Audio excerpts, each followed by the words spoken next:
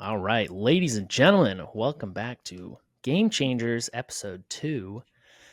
Today, we're going to dive way more deep into NIL. I am your co-host, Joseph, and this is my co-host, Alec, and we're very happy to be here, and we're very excited to talk about today's topics. We're getting really into the details. So for clarity's sake, there was a report released that has a ton of really great information in it that we're going to basically just kind of like break down and talk about, which will lead to hopefully some pretty good discussions. So yeah, first of all, I want to start with saying basically, what is NIL? So NIL stands for name, image, and likeness. And the first important thing I think is that NIL is not technically new. NIL has been around basically forever, and individuals who were professionals in the past had NILs. It's just a statement of someone's name, image, and likeness, and their ability to profit on it. So NIL is this catch-all that we're using now to say NCAA earning money playing as a student athlete, but it's been around forever. So NIL is basically just student athletes. In the context of the NCAA, is student athletes are allowed to make money on their name, image, and likeness. So that is what NIL is. How do you think NIL has changed college sports, Alec? I mean, NCAA football is coming out next week, so there's the first big thing. I think we all grew up playing, NCAA football from 08 to 14, or even the boys. And yeah, then I think everyone knew a couple of ex-college athletes. I mean, we had a couple high school football coaches that through those years, they get those checks coming in once a month just from those games, from being in the game. So that's interesting. But it's funny to see that just like 5, 6, 7 years after NCAA football released, you still get a check in the mail. It's like, huh?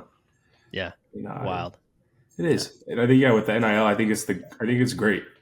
I think there's a lot of hate around it through certain coaches, and then there's also a lot of love through certain coaches and teams and organizations as well. It just depends on who you ask in their opinion. But I mean, if you break down the purpose, and like, I think it's with anything controlling, with any situation. But yeah, I think it's very interesting that like we can see like some key markers from back in the day, and this is really specifically, I'm talking about agents. So when agents really came into the scene for professional sports back in the day, there were coaches who did not look on them kindly. There's stories that are very funny of basically coaches refusing to talk to players because they had an agent. And history does not look back on that kindly because they weren't, adapting to the times and the changes. And now every single professional athlete retains an agent. Yeah, I think that's very similar to what's happening now, is that anyone who hasn't, any coach or AD or whatever, who hasn't embraced NIL is probably having a harsh awakening, the realization that this isn't going anywhere. yeah. Right. That it's like, first of all, it's long overdue. NIL is long overdue. Yeah. The NCAA and schools were profiting on kids and their abilities, and then their explanation for why they weren't giving them, what they earned or deserved was that you're getting an education, you're getting a scholarship, and that just math didn't add up in the first place. So I think NIL is long overdue. If you are, but if you're a student athlete and you're not cashing in on NIL, start now. It can boost earnings. It can help you grow a social following. You can earn money for doing something that you are incredibly good at. And so it makes essentially no sense to me that anyone who has the potential to earn money on their name, image, and likeness won't capitalize on it or won't take advantage of it. And if you can't, if you're too busy, if it's too complicated, then hire an agent. Hire someone like us who can help you essentially capitalize on your NIL. I think that's just important that if you're a student athlete and you're not cashing in on NIL, you are missing out. Yeah, I mean, there's a lot more there, but I want to talk about the House versus NCAA, which is huge. It is a $2.6 billion of back pay and the future of revenue sharing. So basically, to summarize this, the point of House v. NCAA is to resolve 3 separate court cases. So we have House v. NCAA, Hubbard versus NCAA, and Carter versus NCAA. So basically, all 3 were accusing the NCAA of violating antitrust laws. And so the point of this is to resolve all of those and create some new standards and precedents moving forward. So athletes who in the future decide to opt into revenue sharing basically are saying that part of this settlement says that if you are opting into revenue sharing, you can't sue the NCAA. So that's like what they're getting out of this. So 2 really big parts to this is first is back pay. So the first is that $2.8 billion of money is going to be spent over the next 10 years to current and former NCAA players who missed out on NIL. That's huge. The second, and I think much bigger point of House v. NCAA that needs to be discussed is the revenue sharing model that's being introduced. So basically, the NCAA is going to create a cap, which is saying you aren't allowed to spend more than this dollar amount on student athletes, like what you're paying them. And so they came up with calculations, but essentially it's going to be about $22 million per school. So every single school has a market cap or has a cap space of $22 million. This is not unlike professional sports. No. And so obviously bigger schools are going to hit that cap. They're going to get to $22 million.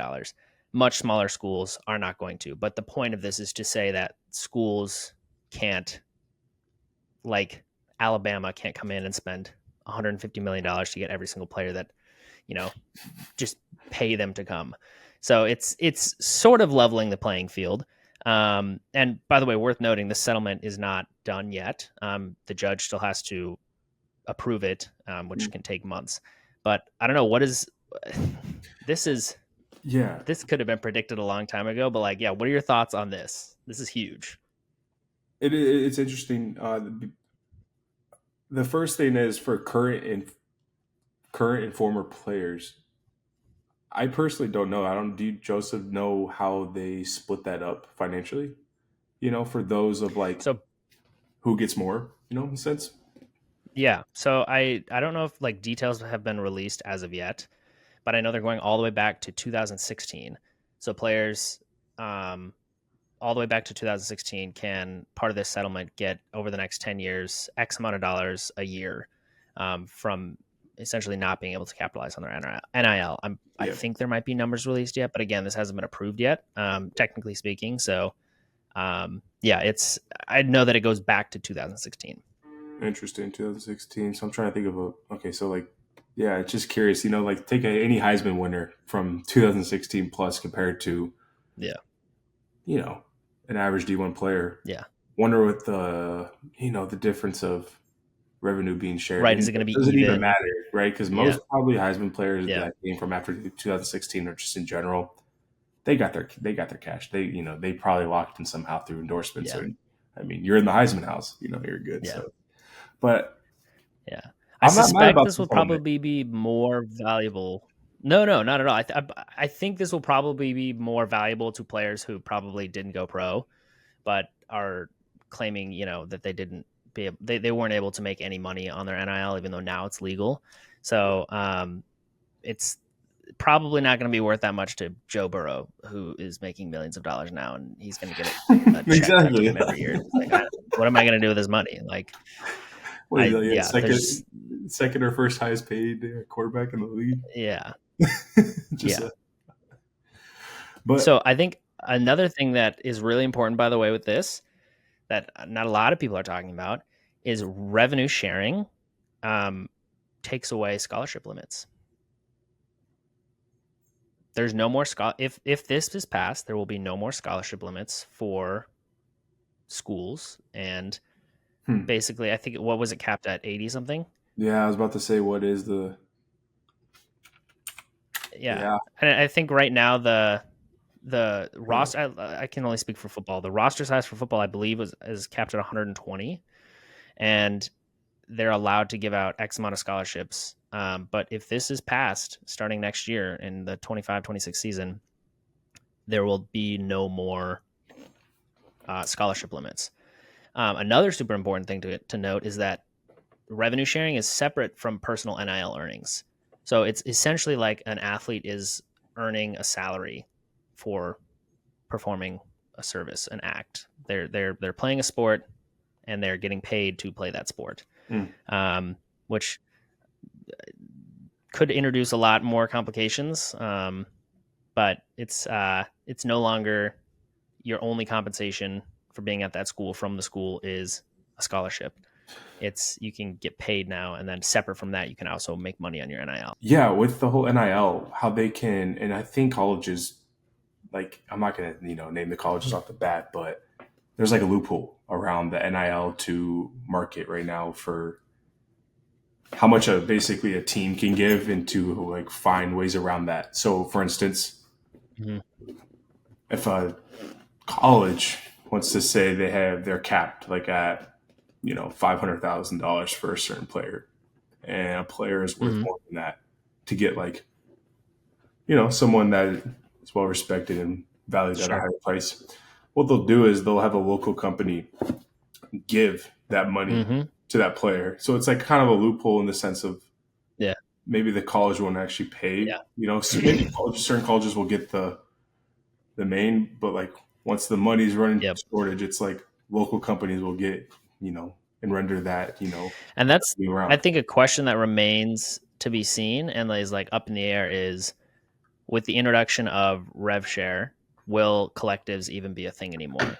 Because that you're right, what you're talking about is very right, is that if we're trying to put a cap on colleges spending dollars on players, and then they can just immediately get around that cap by saying, we only paid we hit our cap, we hit 22 million, but then they have a collective who has 50 more $million that they're spending.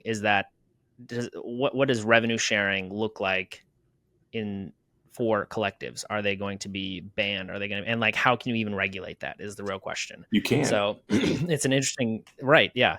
So it's definitely going to be, there's going to be some level of inequity when it comes to a cap or what you're spending on players, that, some random school in New Hampshire is not going to be able to keep up with anyone in like the Power 5 conference. It's just not going to be able to happen. But I think the NCAA always reacts and are never proactive, right? They have, and there's countless pieces of evidence for this. They're not proactively trying to change things. They wait for things to get bad and then someone has to sue them or something happens. And then they're like, oh, okay. And then they react to that bad thing that happened. It's horrible. It doesn't make any sense. So I think they're getting what they're due, but it's going to be interesting to see how the cap works and how well it works. But again, this is all pending if the judge approves the settlement. But in general, I think I'd love to talk about how big is the NIL market. So shortly, it's massive and it's growing. So currently, the NIL marketplace is worth $1.67 billion. And next year is projected to be worth $2.55 billion. I saw that. And that is astounding to me. That it blows my mind. And just the growth that we've seen since like when this was introduced 3 years ago, it was the first year was it didn't quite reach $1 billion. It was worth $917 million. So we've seen it go from $917 million to nearly double that. and by next year it's going to be worth $2.5 billion, which is just insane to me, to think about that. First of all, that this is so long overdue, and what would it be worth if we hadn't waited until now to introduce it? Yeah, I don't know. It's It's interesting really wild. how you talk about what it's worth. It's almost like a stock. It's just like, because it's Yeah, like, and it's true. it's crazy.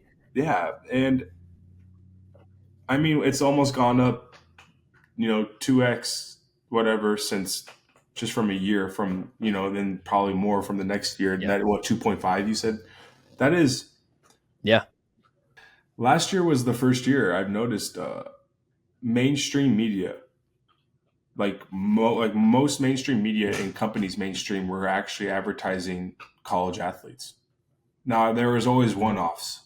Like you see, like Bronny James. Okay, well, yeah, you're LeBron's son. You're gonna be on that Beats commercial and Nike's commercial. Like, cool. Yeah. But there was, you turn on College Game Day and such, and sit on the couch for 5 hours. You're gonna see about 20 plus commercials of college athletes, and that always got me excited. It was just like, okay, good. Like this is finally becoming like normalized. We're in a household where it's not a question of doubt. It's more of a, oh yeah, well, this is normal, so.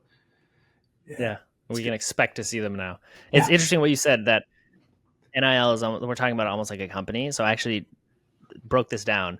So if the NIL marketplace was its own company on its current projections right now, so if the NIL was its own company, in the next 10 years, it will be worth more than Fox and all of its subsidiaries.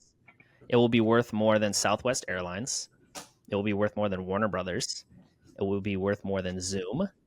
It will be worth more than Kellogg's or Kellogg. It's growing at such a rate that I don't think anyone expected it to. And maybe people do expect this, but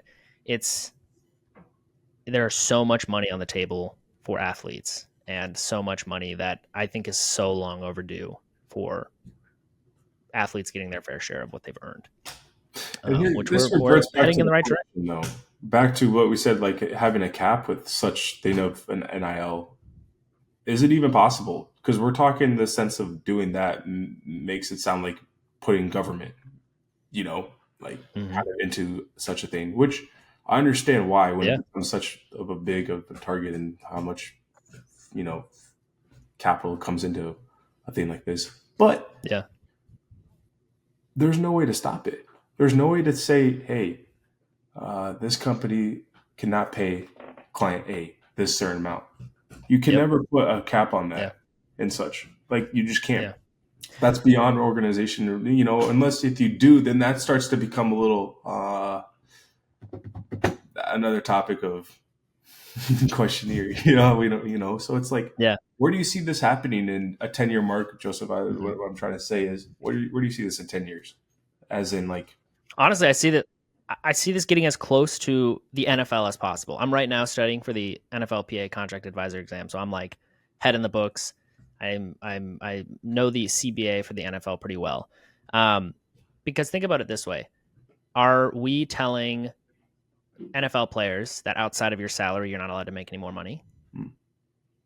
No, of course not, right? Like of course the NFL has salary cap, but outside of the salary cap, there's not any regulations about how much more money they can earn. So it's a question not of how are we going to stop this or how are we going to regulate it? There is no regulation, right? Like there's no point. If an athlete is popular and is able to capitalize on their NIL more than another player, who is anyone to stop them from doing that? And that includes schools who have hit their cap limit of $22 million. And those athletes are able to get more dollars off the table through a collective or something like that, because it's not tied to the school. So I don't think we're going to see any. I do wholeheartedly believe that the NCAA will probably come up with a CBA. There will be a collective bargaining agreement that players like Dartmouth are going to be in a union. They're going to be a part of a union, and part of you wanting to play in the NCAA means that you have to abide by these rules and sign the CBA, just like the NFL. I would in 2024 right now, mark my words, that probably in the next 5 to 10 years, we're going to see, and maybe sooner, we're going to see a CBA introduced in the NCAA that players will be a part of. And I think what's more interesting too is it going to be sport by sport? Is it going to be school by school? Is it going to be what? Because it leads into our next topic of breaking down NIL earnings by sport. So I'm talking commercially, but number one is football, and it's not even close. No. 72.2% of NIL earnings are going to football players. Number two in commercial spending, which is crazy to me, and not that crazy with the market that we're in, but number two is women's basketball. Women's basketball beat out men's basketball. Women's basketball and commercial earnings, NIL, brings in 10.2% of NIL spending. And then number three is men's basketball at 8.6%. So talking about revenue sharing and what that future looks like, is it going to be every single sport abides by one CBA? And I don't think that's possible. And there's going to be so many more implications, like with Title IX, that, women's sports are supposed to be awarded the same opportunities as men's sports. But if men's football is bringing in all of the revenue, and that just goes to so many other sports, how many schools depend on tennis to get their revenue? No one, not a single school. No. It's going to be incredibly complicated, I believe, over the next 10 years or whatever, until this gets ironed out, to be able to look at the situation of revenue sharing and say, one, that it's fair, and two, that it's resolved. I don't know. It's very interesting. I mean, that's that statistic of the top three earnings by sport. We got to talk about it. Women's basketball beat out men's basketball. It doesn't shock me though. That's incredible. Yeah. It doesn't shock me because we have our, the considerably the best women's college basketball player of all time now in the WNBA as we're speaking. But, from when this data came out, Caitlin Clark, and then you have Angel Reese, and countless some more. I'm not going to, the names, but it makes sense. Yeah. Okay, we look 2 years from now, it's not going to be that. I guarantee in 2 years it's going to be football. Okay. And I think basketball will take over. I don't think men's basketball over women's basketball? Yes. I just think the impact of Caitlin Clark, and that's the reason. That's a generational. That's like having LeBron come along or a Kobe come along type of player, impact. That's a bold statement. It's like a Steph Curry.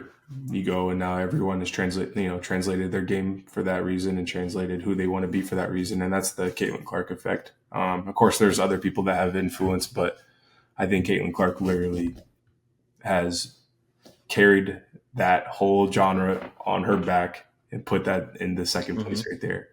I just don't see that happening over the longevity because I don't know.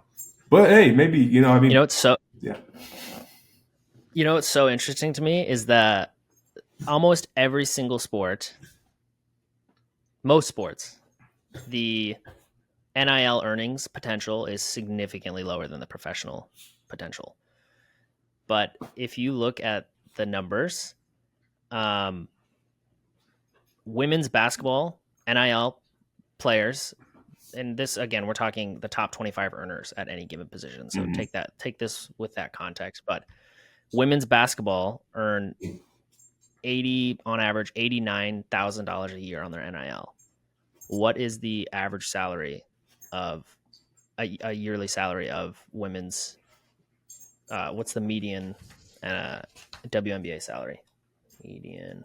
Oh, dude. Let's just talk about the median salary in America. Yeah. Like, what is it? Okay. 30,000? 35,000 for America? This is crazy. Women's NIL in the NCAA, top 25 earners will make $89,000. Okay. The median NIL or the median salary for the WNBA is $78,000. So question. $78,000. Where, in your opinion, does that split off come from? Because it's not like these endorsements just stop from professional. right? So what, in your opinion, Yeah. why is that? Why Why do are you think? women earning Yeah. more in college than in professional? Yes. Where do you see the cutoff? That could that could be a whole podcast in and of itself. Yeah. That's a Right. great question. Um, I think largely it's revenue based. Up until very recently, the WNBA didn't really make any revenue. So their earnings were proportionate to the revenue that was being brought in by the league, which might get me blasted, but it was not a multi-billion-dollar industry that, sell out stadiums and massive. Again, that we're seeing that change and that shift, but the earnings for the WNBA was proportionate to the revenue brought in by the WNBA.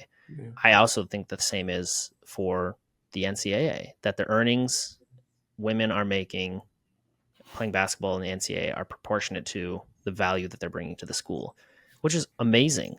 That they are bringing that much value to a school and bringing in that much money, that they're being compensated fairly, as we're getting closer to fairly as possible. Yeah. So yeah, I think just the impact of do I go pro is if you are able to, is an obvious yes for almost every sport except for a few of them. And yeah, I mean, talking about what drives and what how much money you can earn as an NIL player or as an NCAA player with their NIL and capitalizing on it. I want to talk about what transferring does to your earnings potential for your NIL.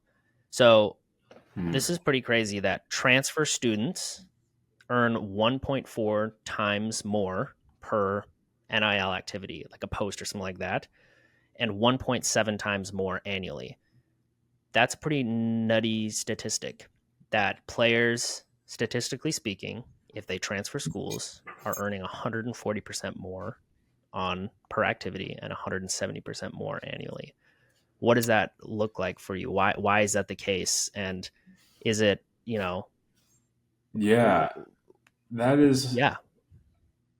That's the first time I've heard that. Actually, that's that. I'm trying to realize if that's skewed a little bit because of how new I guess this has been on, like for 3-4 years.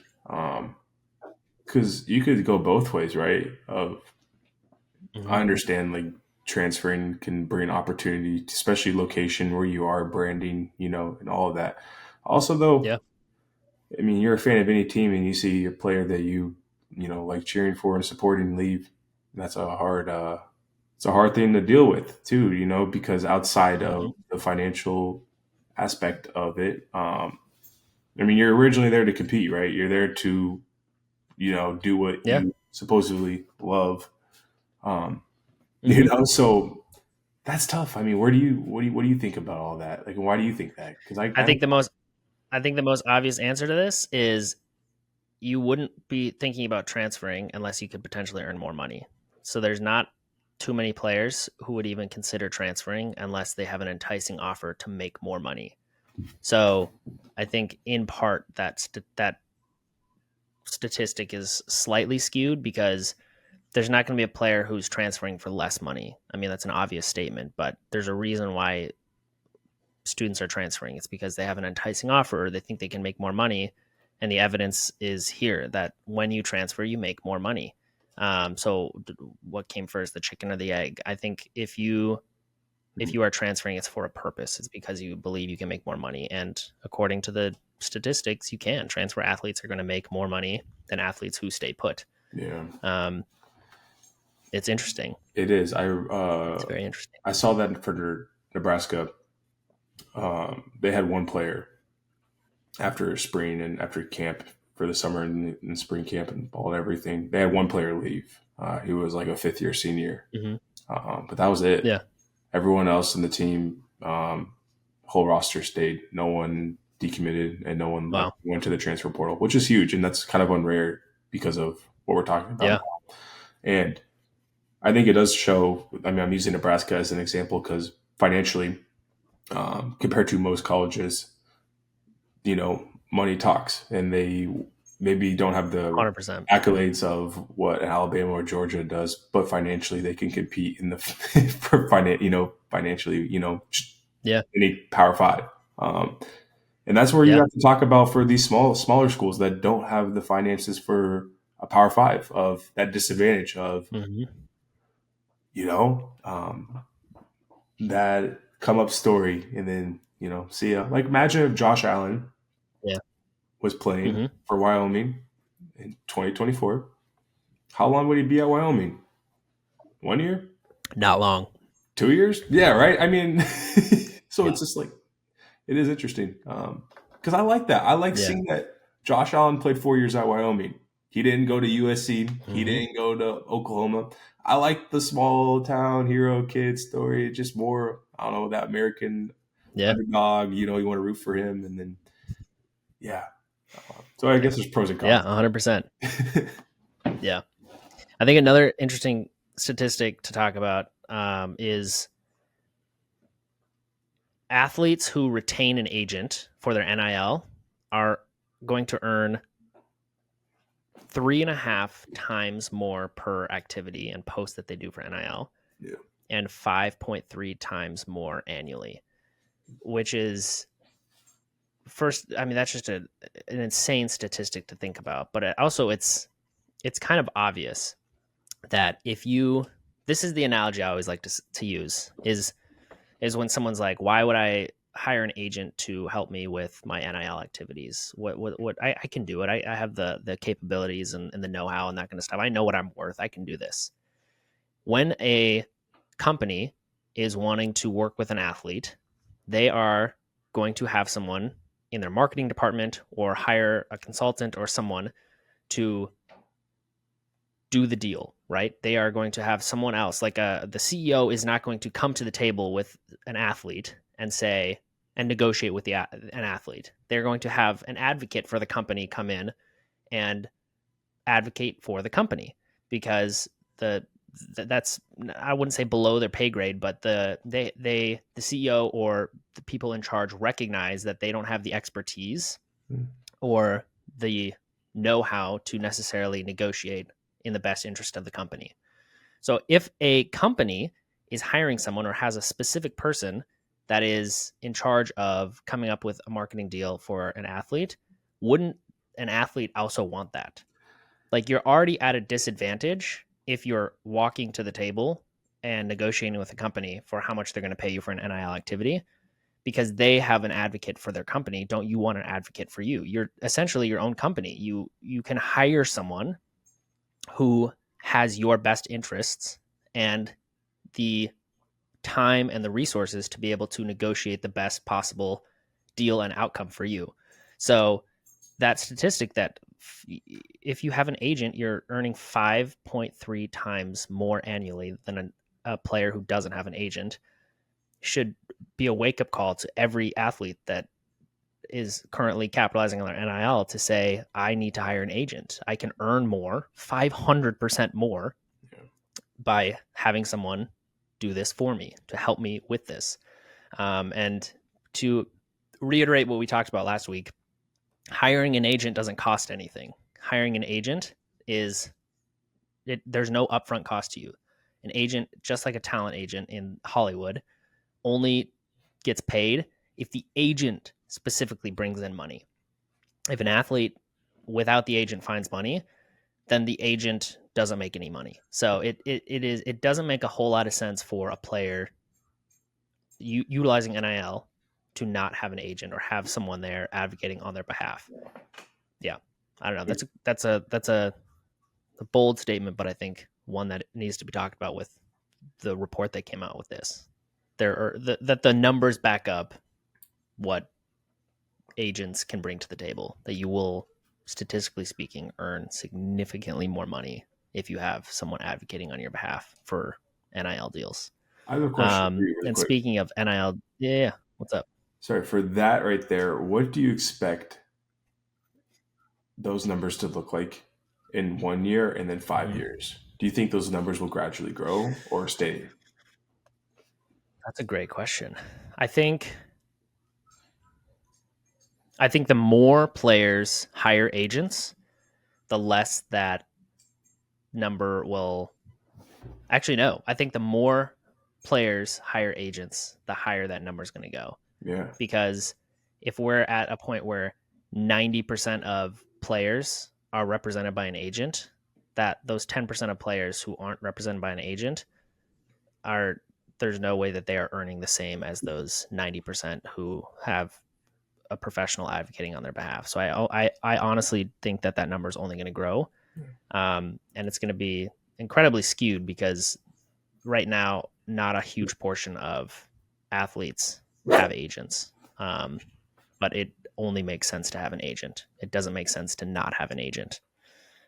Again, one that you trust and you've done your due diligence and made that decision consciously to say, I trust this person to work on my behalf. But no, it's interesting. So I want to talk about collectives and the correlation between collective spending and athletic success of a school. So the report came out that the top 55% of spending collectives finish in the top 20 or higher in overall athletic success. So simply put, more spending equals more winning. And it's not just conjecture at this point. It has numbers to back it up.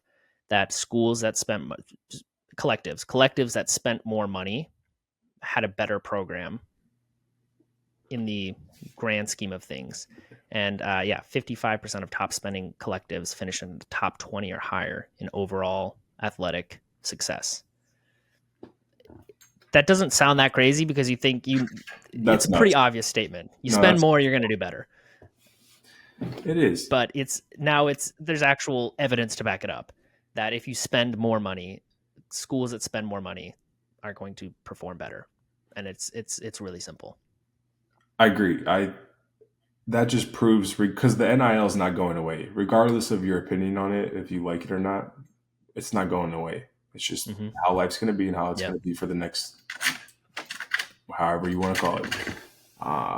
But that right there is just proof in the pudding that if you want to win, go NIL. Money talks. You got to spend money. Yeah. That just is a good pro advocate for NIL, and that's a huge win for NIL in the sense of it's a good look. And there are coaches. Yeah. I'll use Clemson's Dabo Swinney, for example. Dude, he does not like the NIL that much and does not like the transfer portal that much. Now he's kind of he's lined up with the NIL with his players like earning money and such because Clemson just attracts top talent, so you kind of have no option. And he's not like their father. You can't tell him he can't make money. But with the transfer portal, like I think Clemson's one of the only schools like he just doesn't bring transfers in. And like there are top players across the country that are like, second best quarterback in the portal. They're like, Dabo won't even look at them. So you have people like Dabo Swinney. Then what could possibly be the reason for that? Like I think it's culture. Put yourself in his shoes, and it's culture. It's culture. It's got to be culture. But it's almost hurting.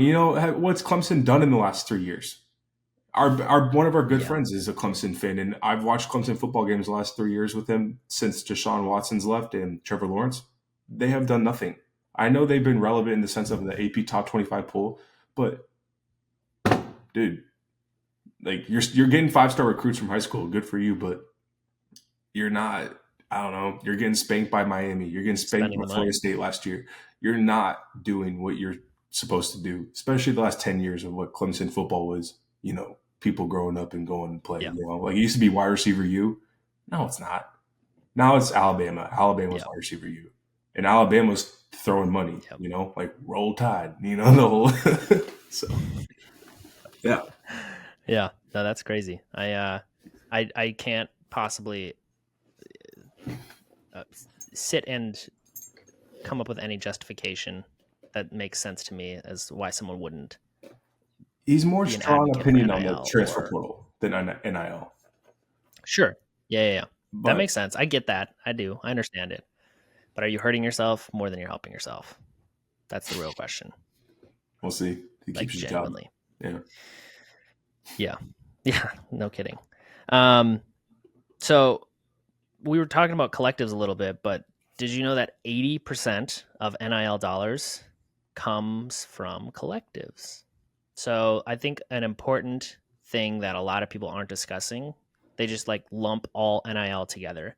Is that there's two main sides of the NIL, and there's about to be three, I think. There's more like very small percentages, but the biggest ones are we have collectives and then we have commercial. Mm-hmm. So collective spending is what schools collectives are spending on players and paying them. And then the commercial side is what companies are paying players to promote their product or to appear in their commercial or to be a, you know, an ambassador or whatever. So it is a pretty crazy statistic to think that 80% of all the money coming in from NIL is coming from collectives, and it's not coming from sponsorships or whatever. And it really, I think, highlights the point that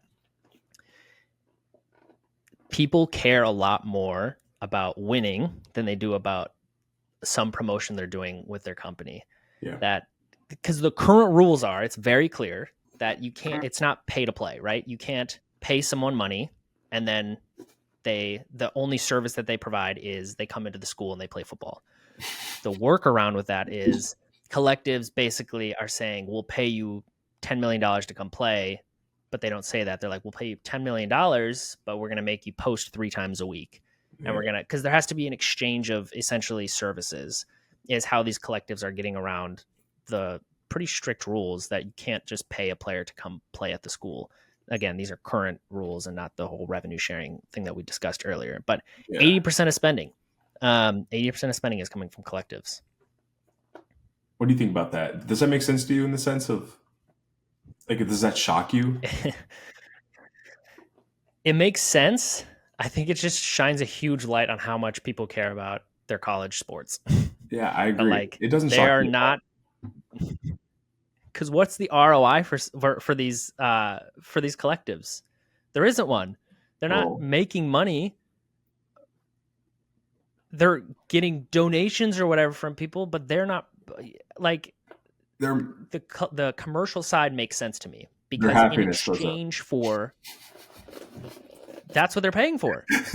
But like the commercial side makes sense to me. That's like business 101. You pay someone to promote a product, you make money, and part of that goes to the player or whatever. Yeah. That doesn't require any more explanation than that. But collective spending is 80% of all the dollars coming in, and what are they getting out of it outside of happiness and good players and whatever? And none of this is bad, by the way. I'm just saying that like that's how much we care about college sports. Is that we will dump millions, hundreds of millions of dollars, billions of dollars just to have players play, and then we call it, oh no, we're actually paying them to post on social media. But no, you're not. Yeah. You're paying them to come play football at your school. Yeah. So with all that being said, people care. And I think there's a certain point of where people say money can't buy happiness. Well, for the rich folk out there, they'll buy you a good football team, and it's proven that it will. So that it will. Yeah. People are determined. They will spend hundreds of millions of dollars to make sure they win and they get the best players. Yeah, I want to talk about where commercial spending in the NIL is most popular. So the report was released that tech was the number one spender in the NIL. Really? We're talking like EA Sports. So 16.9% of all the commercial spending for NIL came from the tech sector. The number 2 is apparel. 14.2% of NIL spending came from companies that were apparel or accessories. So we're talking like, shirts and t-shirts and hats and whatnot. Yeah. This one is interesting to me. The number 3 spender for the commercial side is nonprofits. Nonprofits made up 9.9% of NIL dollars on the commercial side of things outside of collectives. That means nonprofits spent more than media, spent more than retail, spent more than auto, spent more than food and beverage. So I'm not really sure what that says about NIL, but they're number 3 in spending for the commercial side of the NIL. It's very interesting. But speaking of tech being number 1,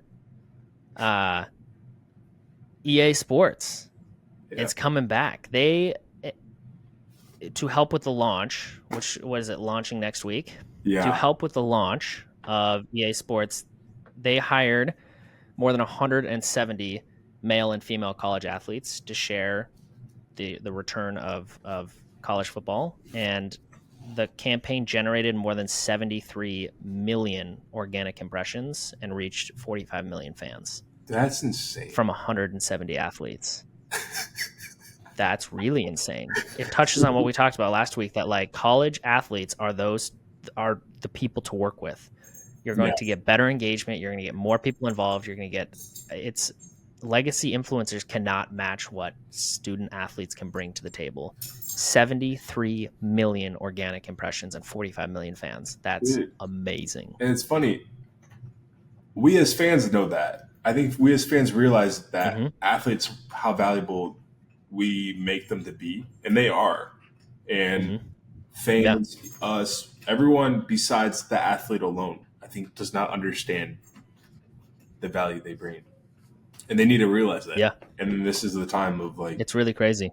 Like, once they have that put into their heads,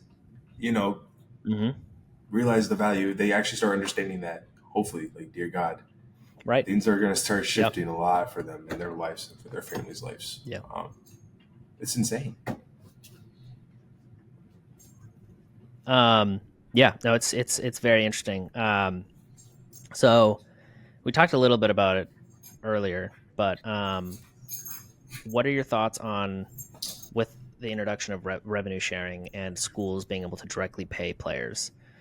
It's like juxtaposition to the NFL. I just want to specifically talk about football and how what could this look like for, like, can schools do trades?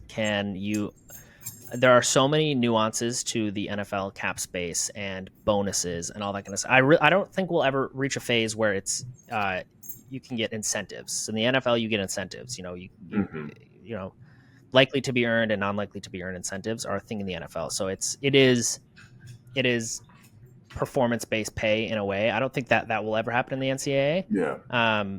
But do you think what are your thoughts on the introduction of the potential revenue sharing and its like comparison to a professional league and what that will look like? And I'm really interested on like trades. Like, do you think that could potentially be a thing between schools? And like, my gut reaction says there's no way. I say that too. No way.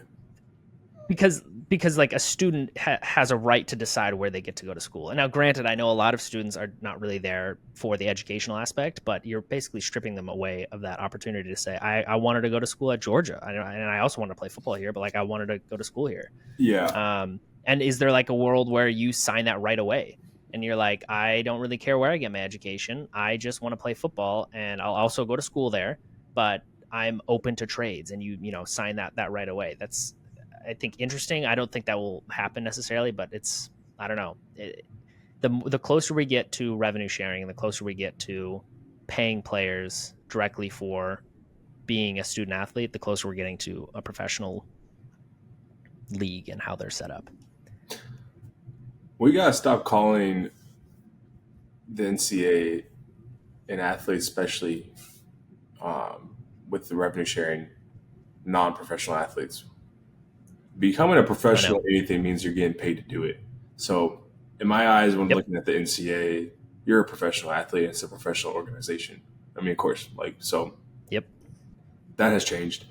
I think the revenue sharing, in my opinion, I see why they did it and I get it, but I also think it's just to please a certain crowd and please people, because there's no way to actually stop it.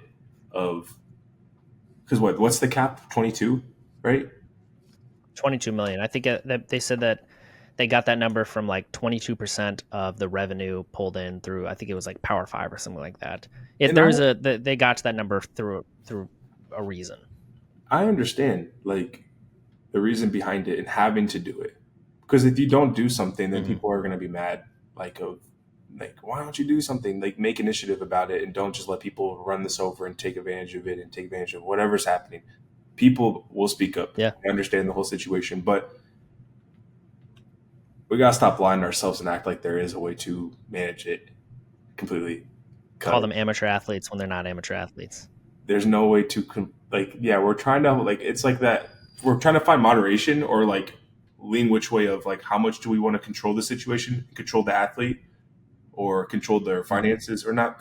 In my opinion, don't no like they're their own self and they're their own image and brand. Yeah. Don't put control on them. Yeah. Don't make it a government. Don't make it 100%. In that and yeah, like I said earlier, it's just a loophole system. You want to put a cap limit of 22 million, well then we're just gonna hey, we'll send you over to the collectives. Collectives will take care of you, then don't worry.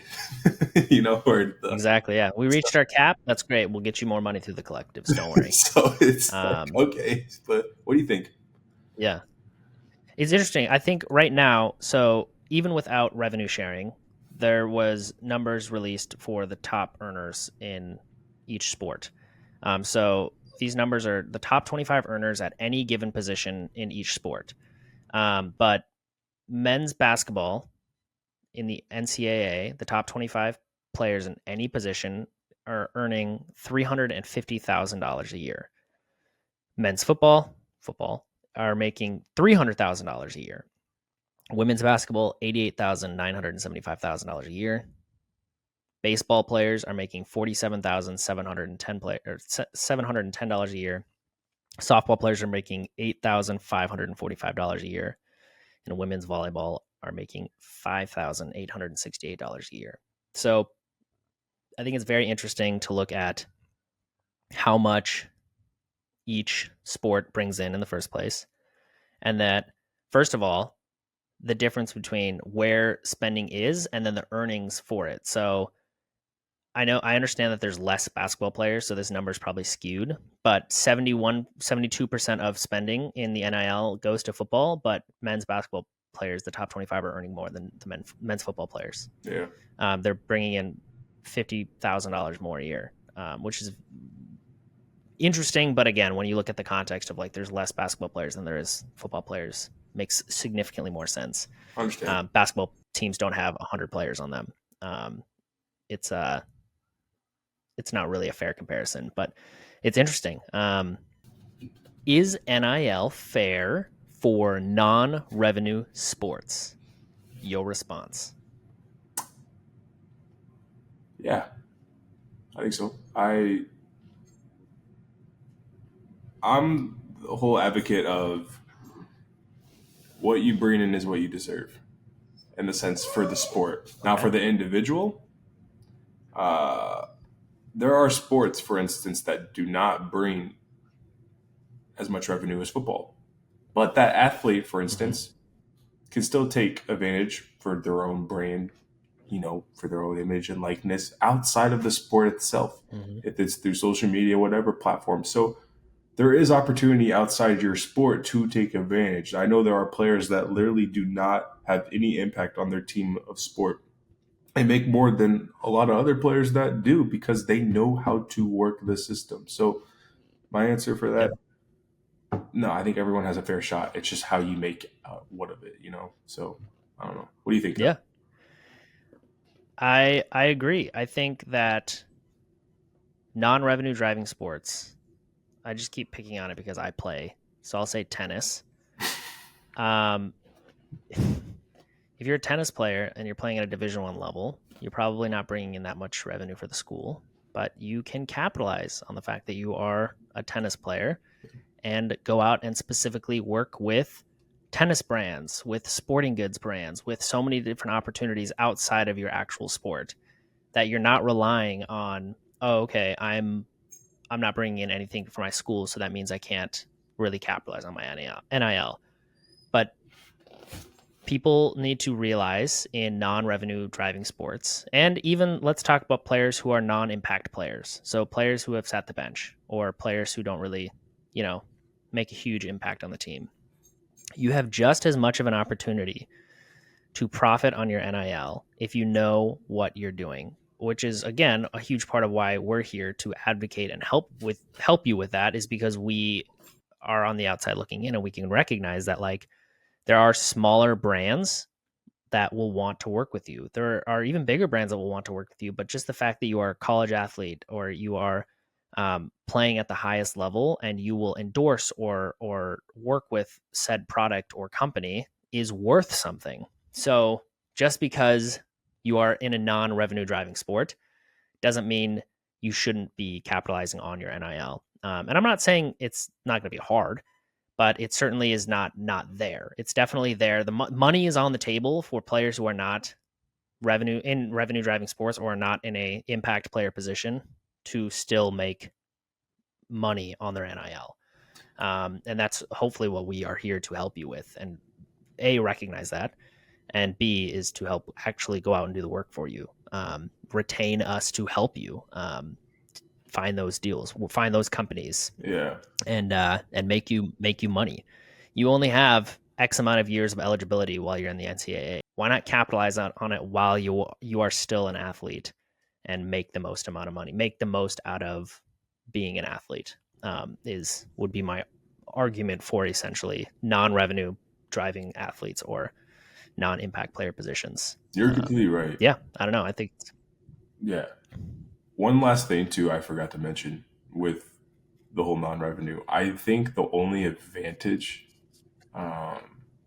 for someone that does not have a following on social media, I think the only advantage is just being noticed. I think being noticed in a sport compared to football, to tennis, so just gaining traction, gaining, engagement just from fans. 100%. I think the revenue aspect of what brings in from football to tennis, I don't think that's going to impact as much, but more of just who you are and being noticed. Yeah. Which does end up mattering down the line. So, yeah. No, I think, yeah, that's another good point too, is that like just the breadth of information and knowledge and like lessons that can be learned from working with businesses or marketing yourself and your NIL is worth doing it. Even if you're not going to make hundreds of thousands of dollars, learning about negotiating and learning about an exchange of services for money and just all that, like the lessons learned by being a part of an NIL deal or capitalizing on NIL, just in and of itself, I believe are worth partaking in it and not sitting on the bench and saying, well, I'm not worth enough to actually do anything meaningful with NIL. So I would encourage anyone who feels that way to really look at the bigger picture and say, no, this actually is worth it for me. And either A, on just your own accord, or B, hiring an agent to get you involved. Jump in. It's still very early. And so I definitely want to encourage people who are not capitalizing on NIL to jump in as soon as humanly possible and make some money, learn some lessons. Dude, I think right now, we like to describe it as the Wild West right now because of how new and just the whole idea of making money as an athlete is so new. And for us in this discussion of us talking about revenue share, and everything having caps and trying to just put organization or structure, you could say more structure into it. Yeah. But now, as we're speaking, it is literally the time to capitalize on as much as you can before there is more regulations and more rules. So, go, like he said, like, this is literally the time. Like, the more you wait is like, why? Like, what are you doing? Like, get in there. Like, take advantage, So 100%. 100%. Yeah. Yeah. Cool. All right. Well, I think that is the end of this episode. We want to thank you for listening. We appreciate you listening, and hopefully you gain some valuable insights into the details of the numbers behind NIL. It's very encouraging. There's a lot of money to be made, and we will catch you next week on episode 3 of the podcast. Bye. Yeah.